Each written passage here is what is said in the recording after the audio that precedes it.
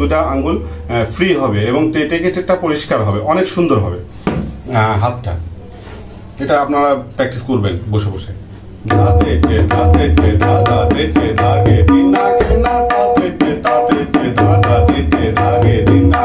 আরেকটু বাড়াই দিচ্ছি।